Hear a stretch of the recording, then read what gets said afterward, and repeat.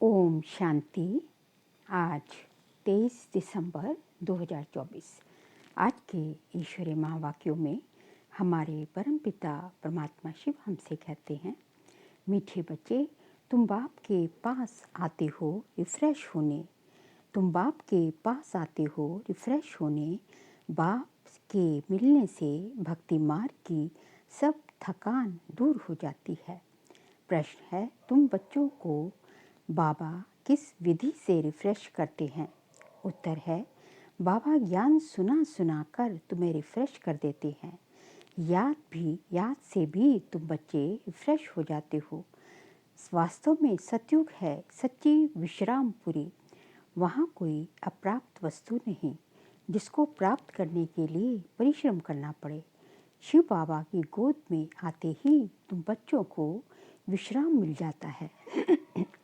सारी थकान दूर हो जाती है। ओम शांति। बाप बैठ समझाते हैं, साथ में ये दादा भी समझते हैं, क्योंकि बाप इन दादा द्वारा ही बैठ समझाते हैं। जैसे तुम समझते हो वैसे ये दादा भी समझते हैं। दादा को भगवान नहीं कहा जाता, ये है भगवान वाच। बाप क्या समझाते हैं? देही अभिमानी भव, क्योंकि अपने को आत्मा समझे बिगर परमपिता परमात्मा को याद कर न सके। इस समय तो सभी आत्माएं पतित हैं। पतित को ही मनुष्य कहा जाता है, पावन को देवता कहा जाता है। ये बहुत सहज समझेंगे और समझाने की, ये बहुत सहज समझने और समझाने की बातें हैं। मनुष्य ही पुकारते हैं, हे पतितों को पावन बनाने वाले आओ। देवी देवताएं ऐसे कभी नहीं कहेंगे। पतित पावन बाप पतितों के बुलावे पर आते हैं। आत्माओं को पावन बनाकर फिर नई पावन दुनिया भी स्थापन करते हैं। आत्मा ही बाप को पुकारती है, शरीर तो नहीं पुकारेगा। पारलौकिक बाप जो सदा पावन है उसे ही सब याद करते हैं। ये है पुरानी दुनिया। बाप नई दुनिया, पावन दुनिया बनाते हैं। कई तो ऐसे भी हैं जो कहते हैं, हमको तो यहाँ ही अपार सुख है, धन माल बहुत है। वह समझते हैं हमारे लिए स्वर्ग यही है। वह तुम्हारी बातें कैसे मानेंगे? कलयुगी दुनिया को स्वर्ग समझना ये भी बेसमझी है। कितनी जड़जड़ीभूत अवस्था हो गई है, तो भी मनुष्य कहते हैं हम तो स्वर्ग में बैठे हैं। बच्चे नहीं समझते, बच्चे नहीं समझाते हैं तो बाप कहेंगे ना, तुम क्या पत्थर बुद्धि हो, दूसरे को नहीं समझा सकते हो। जब खुद पारस बुद्धि बने तब तो दूसरों को भी बनाएं। पुरुषार्थ अच्छा करना चाहिए, इसमें लज्जा की बात नहीं। परंतु मनुष्यों की बुद्धि में आधा कल्प की जो उल्टी मतें भरी हुई हैं, वह कोई जल्दी भूलते नहीं। जब तक बाप को यथार्थ रीति नहीं पहचाना है तब तक वह ताकत आ नहीं सकती। बाप कहते हैं, इन वेदों शास्त्रों आदि से मनुष्य कुछ भी सुधरते नहीं हैं, दिन प्रतिदिन और ही बिगड़ते आए हैं। सतो प्रधान से तमो प्रधान ही बने हैं। ये किसकी भी बुद्धि में नहीं है कि तुम ही कि हम ही सतो प्रधान देवी देवता थे, कैसे नीचे गिरे हैं किसको जरा भी पता नहीं है। और फिर 84 जन्म के बदले 84 लाख जन्म कह दिया है, तो फिर पता भी कैसे पड़े? बाप बिगर ज्ञान की रोशनी देने वाला कोई नहीं। सभी एक दो के पिछाड़ी दर दर धक्के खाते रहती है, नीचे गिरते गिरते पट पड़ जाते हैं। सब ताकत खत्म हो गई है। बुद्धि में भी ताकत नहीं जो बाप को यथार्थ जान सके। बाप ही आकर सबकी बुद्धि का ताला खोलते हैं, तो कितने रिफ्रेश होते हैं। बाप के पास बच्चे रिफ्रेश होने आते हैं, घर में विश्राम मिलता है। माँ बाप के पास मिलने से भक्ति मार्ग की सब थकान ही दूर हो जाती है। सत्य को भी विश्राम पूरी कहा जाता है। वहाँ तुम्हें कितना विश्राम मिलता है। कोई अप्राप्त वस्तु नहीं जिसके लिए परिश्रम करना पड़े। यहाँ रिफ्रेश बाप भी करते हैं तो ये दादा भी करते हैं। शिव बाबा की गोद में आते कितना विश्राम मिलता है। विश्राम माना ही शांत। मनुष्य भी थक कर विश्रामी हो जाते हैं। कोई कहाँ विश्राम के लिए जाते हैं ना, लेकिन उस विश्राम में रिफ्रेशमेंट नहीं। यह तो बाप तुम्हें कितना ज्ञान सुनाकर रिफ्रेश करते हैं। बाप की याद से भी कितने रिफ्रेश होते और तमो प्रधान से सतो प्रधान भी बनते जाते हो। सतो प्रधान बनने के लिए यहाँ बाप के पास आते हो। बाप कहते हैं, मीठे मीठे बच्चों, बाप को याद करो। बाप ने समझाया है कि सारी सृष्टि का चक्र कैसे फिरता है, सर्व आत्माओं को विश्राम कैसे और कहाँ मिलता है। तुम बच्चों का फर्ज है सबको बाप का पैगाम देना। बाप कहते हैं, मुझे याद करो तो इस वर्षे के तुम मालिक बन जाएंगे। बाप इस संगम युग पर नई स्वर्ग की दुनिया रचते हैं, जहाँ तुम जाकर मालिक बनते हो। फिर द्वापर में माया रावण के द्वारा तुम्हें श्राप मिलता है, तो पवित्रता, सुख, शांति, धन आदि सब खत्म हो जाता है। कैसे धीरे धीरे खत्म होता है वह भी बाप ने समझाया है। दुख धाम में कोई विश्राम थोड़ी ही होता है, सुख धाम में विश्राम ही विश्राम है। मनुष्यों को भक्ति कितनी थकाती है, जन्म जन्मांतर भक्ति से कितने थक जाते हैं, कैसे एकदम कंगाल बन गए हो। ये सारा राज बाप बैठ समझाते हैं। नए नए आते हैं तो उन्हें कितना समझाना होता है। हर एक बात पर मनुष्य कितना सोचते हैं, समझते हैं कहाँ जादू ना हो। अरे तुम ही कहते हो भगवान जादूगर है, तो बाप कहते हैं तो मैं बरोबर जादूगर हूँ, परंतु वह जादू नहीं जिससे मनुष्य भेड़ बकरी बन जाए। ये बुद्धि में समझा जाता है। ये तो जैसे ऋण मिसल है, गायन भी तो है ना, सुरमंडल के साथ से।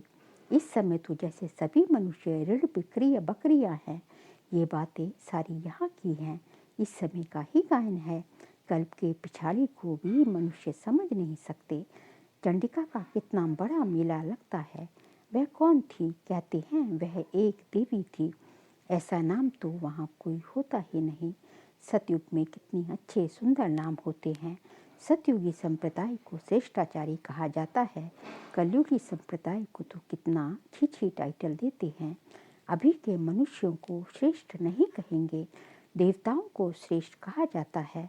गायन भी है, मनुष्य से देवता की रत्ना लागी वार।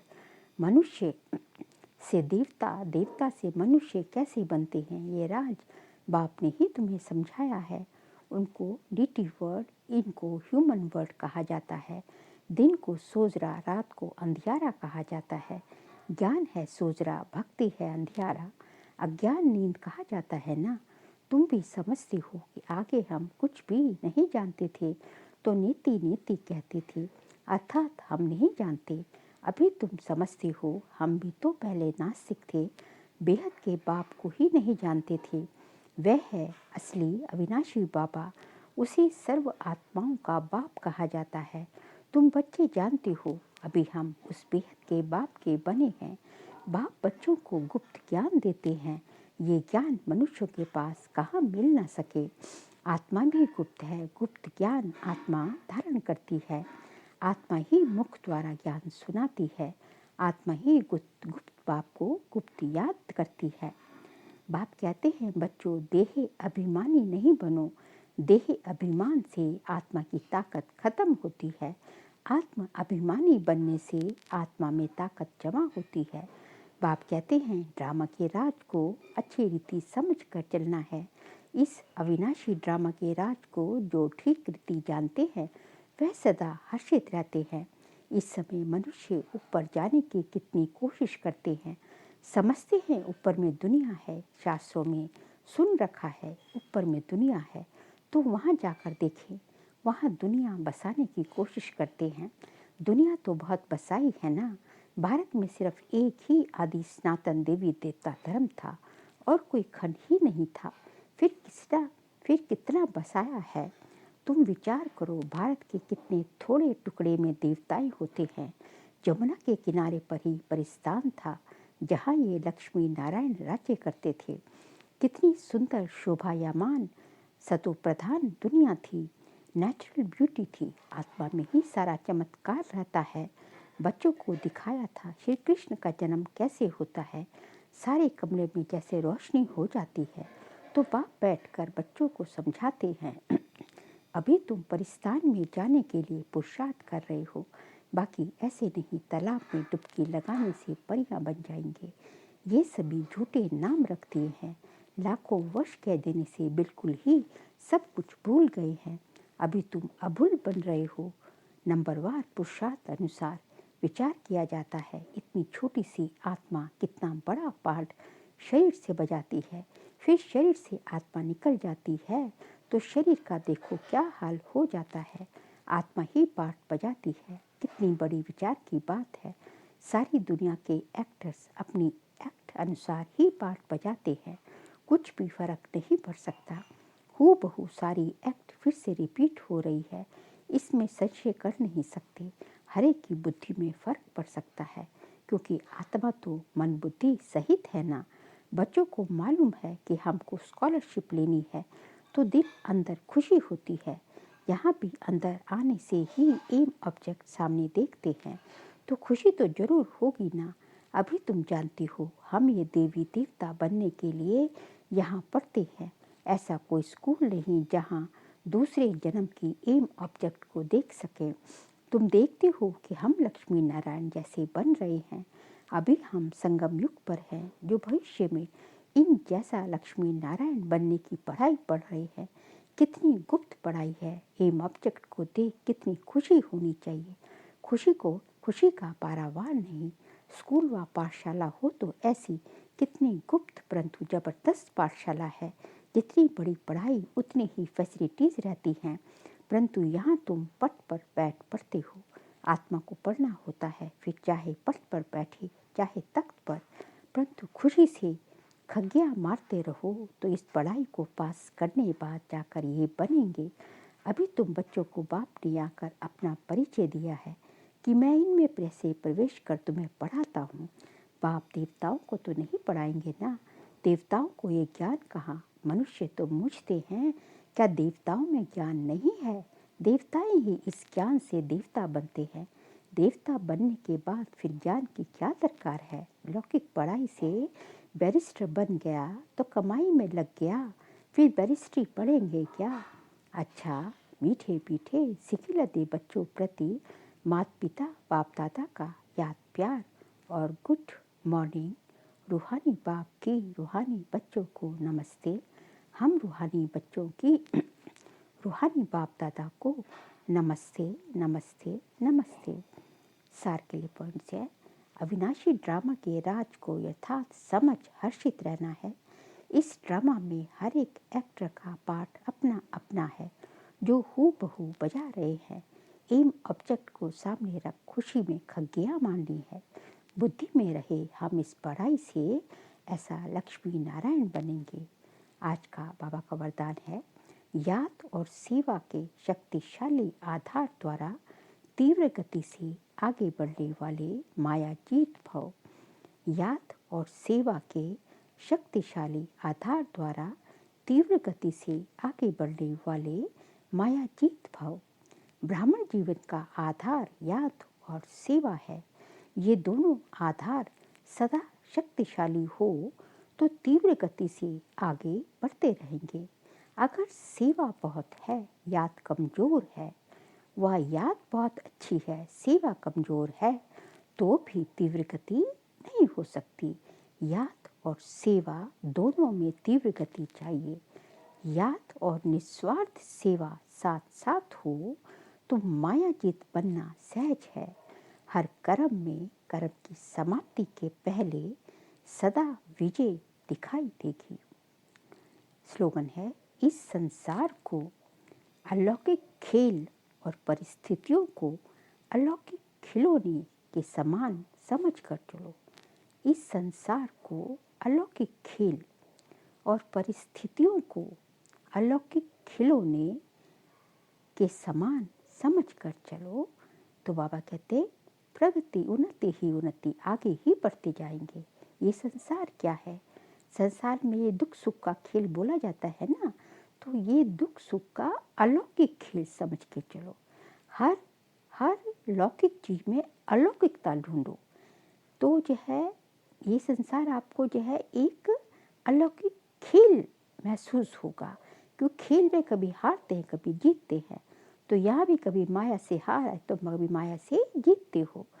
तो अलौकिक संसार को अलौकिक खेल और जो परिस्थितियाँ आती है, परिस्थितियाँ रूपी जो है ऑब्स्टेकल्स आते हैं या ऑब्स्टेकल्स नहीं आते लेकिन आगे बढ़ने के आते, तो दोनों ही आ सकते हैं ना। तो उनको क्या है, अलौकिक खिलौने समझो, क्योंकि खिलौने तो अच्छे भी ऐसे भी होंगे जो आपके मन को भाएंगे, और खिलौने ऐसे भी होंगे जो कि जो है जिसको आपको चलाना भी ना आता हो, तो जो कि आपसे चलता ही ना हो। तो परिस्थितियाँ जो है वो अलौकिक खिलौने हैं। खिलौने समझकर खेलोगे तो जो है खिलौने समझकर परिस्थितियों को समझोगे तो जो है आप जो है आगे बढ़ने का जुनून आपके अंदर हमेशा रहेगा, क्योंकि हर लौकिक चीज़ में अलौकिकता ढूंढनी है कि ये परिस्थिति आई है मुझे आगे बढ़ाने के लिए, तो परिस्थितियों को खिलौने समझकर चलना है, उनसे खेलना है, माना कि उनसे जो है डरना नहीं है, भयभीत नहीं होना है, मूंझना नहीं है, रूठना नहीं है, लेकिन उनसे अपना इंटरेक्शन रखना है। तो सही मायनों में तो जो है आप जो है निरंतर प्रगति की सीढ़ी चढ़ते रहोगे। अच्छा, ओम।